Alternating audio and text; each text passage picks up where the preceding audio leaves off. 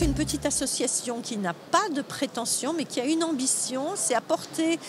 diffuser la pensée médicale, c'est-à-dire de haut niveau, de la recherche, avec un langage totalement accessible et faire en sorte que cette réflexion médicale et des sciences humaines, parce qu'on y a mis quand même en chapeau l'éthique et la philosophie, eh bien tout ça soit abordé de manière simple et compréhensible. Parce qu'on a senti que ce sujet de la parentalité, de la procréation, celui qui concerne aussi bien sûr la sexualité, la vie affective, était un sujet qui intéressait beaucoup. Et je suis très frappée de la jeunesse des participants. Donc notre association, elle a cette vocation, diffuser la pensée scientifique, médicale, philosophique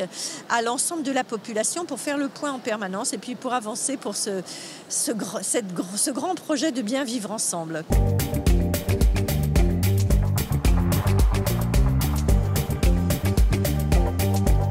Cette année, c'est la parentalité qui nous intéresse,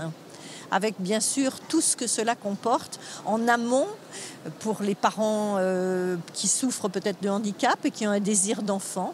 puis pendant la grossesse, puis l'accompagnement d'une vie un peu particulière quand on est parent et qu'on a le souhait d'avoir un enfant et qu'on est porteur du handicap. Donc c'est toute cette chaîne-là avec les réflexions humaines, techniques, scientifiques et médicales qui nous intéresse de présenter de façon à ce que le grand public, parce que c'est une manifestation qui s'adresse au grand public,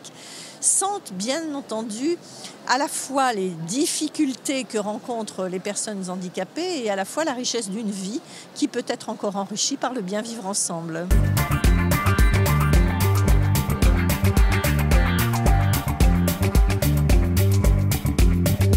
On a encore beaucoup de préjugés à faire tomber et face à un public qui ne se sent pas nécessairement sensibilisé, mais qui va commencer à comprendre qu'en vieillissant, on devient handicapé. Vous savez, mettre en place un dispositif pour accéder au transport public, comme c'est le cas à Nantes depuis de nombreuses années,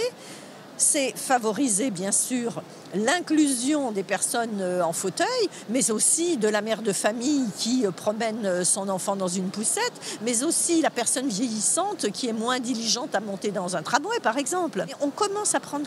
conscience que les personnes porteuses de handicap sont comme les autres, à condition bien sûr qu'on apporte les services qui gomment entre guillemets ce handicap.